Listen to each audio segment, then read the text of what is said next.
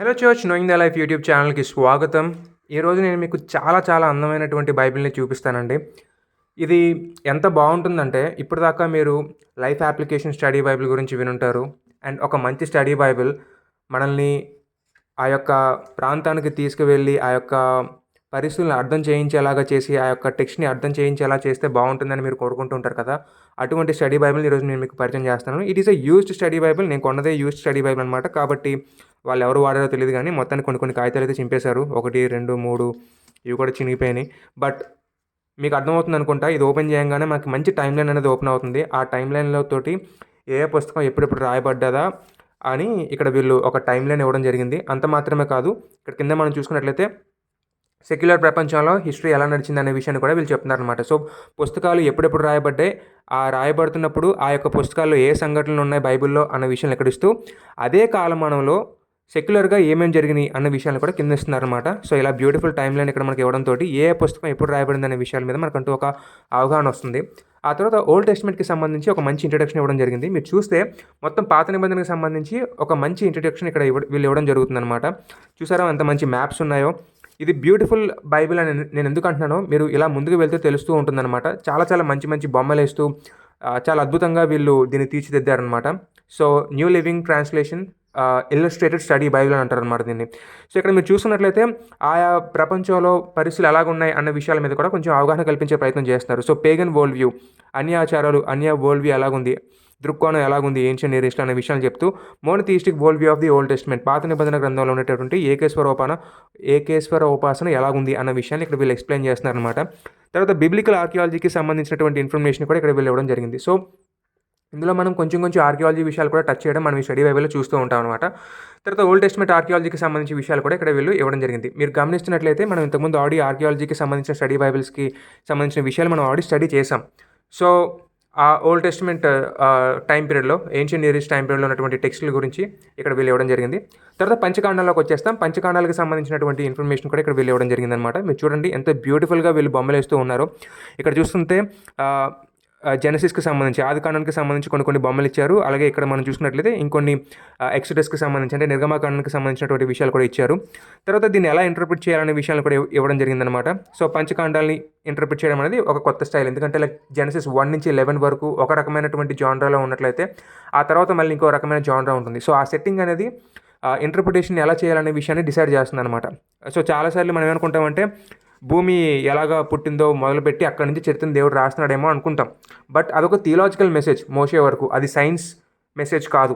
So మోషే దాన్ని ఎలా చూశాడు, అప్పుడున్నటువంటి ప్రజలు దాన్ని ఎలా విన్నారు అన్నది అర్థం చేసుకోవడానికి ఆ సెట్టింగ్ని మనం అర్థం చేసుకోవడం చాలా ఇంపార్టెంట్. సో దానికి సంబంధించినటువంటి బ్యాక్గ్రౌండ్ ఇన్ఫర్మేషన్ అనేది మనకి ఇక్కడ వీళ్ళు ఇస్తారనమాట. తర్వాత పంచకాండాల్లో ఒక్కొక్క పుస్తకానికి మళ్ళీ ఇంట్రడక్షన్ ఇవ్వడం జరుగుతుందన్నమాట. ఇక్కడ మనం చూసినట్లయితే ఆది కాండానికి సంబంధించినటువంటి ఇంట్రడక్షన్ కూడా వీళ్ళు ఇవ్వడం జరుగుతుంది. మీరు చూస్తే ఇక్కడ క్రొనాలజీ కూడా ఇక్కడ వీళ్ళు ఇవ్వడం జరిగిందనమాట. సో ఆది కాండం ఎప్పుడు జరిగింది లేదా నిర్గమకాండం ఎక్కడ జరిగింది అనే విషయాల మీద మల్టిపుల్ క్రొనాలజీ అనేది ఉంటుందన్నమాట. సో ఆ క్రొనాలజీని వీళ్ళు ఇక్కడ ఎర్లీ క్రొనాలజీ ఏంటి, లేట్ క్రొనాలజీ ఏంటి అనే విషయాన్ని ఇక్కడ వీళ్ళు ఎక్స్ప్లెయిన్ చేస్తున్నారనమాట. ఆ తర్వాత బిహైండ్ ద టెక్స్ట్ అని చెప్పేసి మళ్ళీ ఇక్కడ మనకి ఇంకొంచెం ఇన్ఫర్మేషన్ని వీళ్ళు ఇచ్చే ప్రయత్నం చేస్తున్నారు. అండ్ అలా మనం మొత్తం ఇంట్రడక్షన్ అంతా చదివేసుకుంటూ వెళ్ళిపోయినట్లయితే ఆది కాండానికి వస్తాము. ఇక్కడ టెక్స్ట్ ఉంటుందండి, క్రాస్ రెఫరెన్సెస్ అన్ని ఇక్కడ ఉంటాయి.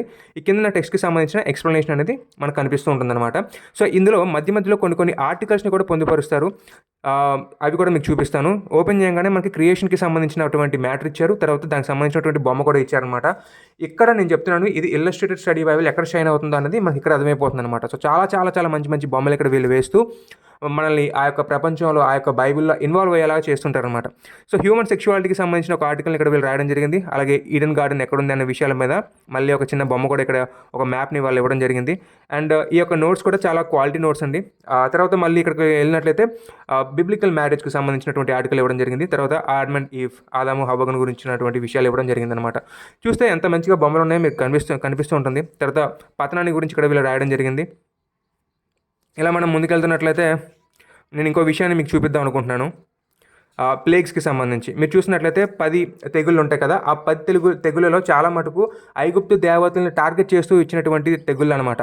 సో ఏ దేవుడు దేనికి రిప్రజెంట్ చేస్తాడు. సో 10 తెగుళ్ళు వచ్చినప్పుడు ఆ 10 దేవుళ్ళ మీద అటాక్గా మనం దాన్ని చూడాలన్నమాట. సో కొంతమంది ఏమంటారంటే అది 10 దేవుళ్ళు కాదు, లైక్ అందులో కేవలం 6 మాత్రమే దేవుళ్ళకి సంబంధించింది, మిగతా 4 మామూలుగా దేవుడు అక్కడ జరిగించాడు అని చెప్పి అంటుంటారు అనమాట. సో అది 10, 6, 5 ఏదో ఒకటి మనం పక్కన పెడితే కొన్ని ప్లేగ్స్ అయితే మాత్రం కొన్ని దేవుళ్ళ మీద మోషే చేసినటువంటి ఒక అటాక్. మోషే అంటే ఇంకా చెప్పాలంటే దేవుడు చేసినటువంటి ఒక అటాక్.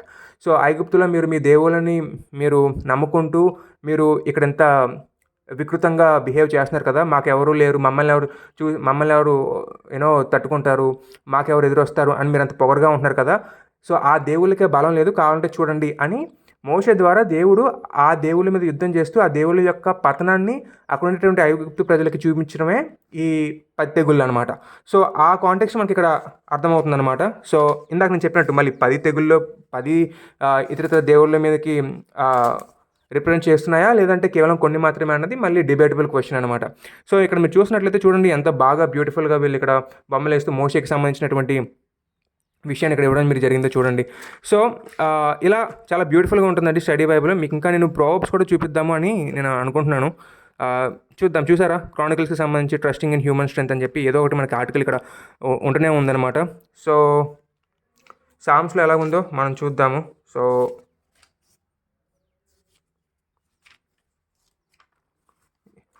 సామ్స్లో మనకి సామ్స్లో కూడా రైచియస్ సఫరర్ అనేటటువంటి పేరు కింద మనకి కొన్ని ఉన్నాయి. అండ్ దెన్ కౌన్సిలర్స్ అని మళ్ళీ ఇక్కడ ఇంకో భాగం ఉంది. సో ఇక్కడ మనం చూసినట్లయితే కౌన్సిలర్స్కి సంబంధించి ఒక విషయం ఉంటుంది, దానికి సంబంధించిన క్రాస్ రెఫరెన్సెస్ మళ్ళీ ఉంటాయి. డీప్గా స్టడీ చేయాలంటే స్టడీ చేసుకోవచ్చు అనమాట. తర్వాత కైండ్స్ ఆఫ్ సామ్స్ అని చెప్పేసి ఇక్కడ చెప్తూ ఇక్కడ వీళ్ళు రకరకాల సామ్స్ ఏ విషయాల గురించి డిస్కస్ చేస్తాయనే విషయాల మీద వీళ్ళు ఇవ్వడం జరిగింది అనమాట. ఫర్ ఎగ్జాంపుల్ ప్రైజ్ ఆరాధనకి సంబంధించి మీరు చూడాలంటే ఈ యొక్క కీర్తనలు మనకి వెళ్ళాలి. థ్యాంక్స్ గివింగ్ కృతజ్ఞతకి సంబంధించిన కీర్తనలు మనకు కావాలనుకుంటే ఈ గ్రీన్ వార్డ్కి వెళ్ళాలి. ట్రస్ట్ అంటే విశ్వాసం, నమ్మకత్వం సంథింగ్ అలా. సో దానికి సంబంధించి ఈ యొక్క అధ్యాయాలు మనం చదవాలి. అలాగే జ్ఞానానికి సంబంధించి కావాలంటే ఈ అధ్యాయాలు మనం చదవాలి అలాగనమాట. సో చాలా బాగా వీళ్ళు ఇవ్వడం జరిగిందనమాట. సో అలా మీరు చూడొచ్చు. అండ్ దెన్ ప్రోవర్బ్స్కి సంబంధించి కూడా మనం ఇలాగే చూస్తుంటాం అనమాట. Prayers for vengeance. ఓకే, ఇది ప్రోవర్బ్స్ ఇక్కడికి వచ్చేసాం. వెల్త్ అండ్ పావర్టీకి సంబంధించి, ఎందుకంటే ప్రోవర్బ్స్లో మనకి ఎక్కువ అదే కనిపిస్తుంటుంది కదా. సో దానికి సంబంధించినటువంటి ఒక ఆర్టికల్ని ఇక్కడ వీళ్ళు వేయడం మనం చూస్తుంటాం. తర్వాత బ్రైబ్కి సంబంధించినటువంటి విషయాలు కూడా, లంచన్కి సంబంధించిన విషయాలు ఇక్కడ ఇవ్వడం జరిగింది. తర్వాత చిల్డ్రన్ పేరెంట్స్కి సంబంధించినటువంటి ఏవైతే సామెతలు ఉంటాయో దానికి సంబంధించినటువంటి ఆర్టికల్ ఇవ్వడం జరిగింది. తర్వాత laziness and hard work, so దానికి సంబంధించినటువంటి ఆర్టికల్ని ఇవ్వడం జరిగిందనమాట. ఇలాగే మనం కొంచెం ముందుకెళ్తే ఎక్లీసియాస్టిక్స్ అంటే నాకు గుర్తురాట తెలుగులోను. సో దాంట్లో కూడా మనకి ఈ యొక్క ఆర్టికల్స్ని వీళ్ళు ఇవ్వడం జరిగిందనమాట. చాలా బ్యూటిఫుల్గా ఈ బొమ్మలు వేస్తూ మనల్ని బాగా అందులోకి ప్రపంచంలోకి తీసుకెళ్లే ప్రయత్నం చేస్తున్నారు. తర్వాత సాంగ్ ఆఫ్ సాంగ్స్, పరమగీతాల్లోకి వచ్చేసిన తర్వాత పరమగీతాల్లో యాక్చువల్లీ మల్టిపుల్ ఇంటర్ప్రిటేషన్స్ ఉంటాయన్నమాట. సో చాలామంది ఏమంటారంటే పరమగీతాలు మొత్తం ఒకటే సాంగ్ అని అంటారు. కొంతమంది లేదు మల్టిపుల్ సాంగ్స్ యొక్క కంపోజిషన్ అని చెప్పి కొంతమంది అంటుంటారు. కొంతమంది ఏమంటారంటే లేదు ఇందులో 2 క్యారెక్టర్స్ మాత్రమే ఉన్నాయి, ప్రియుడు ప్రియురాలు ఆ 2 మాత్రమే ఉన్నాయి. ప్రియుడు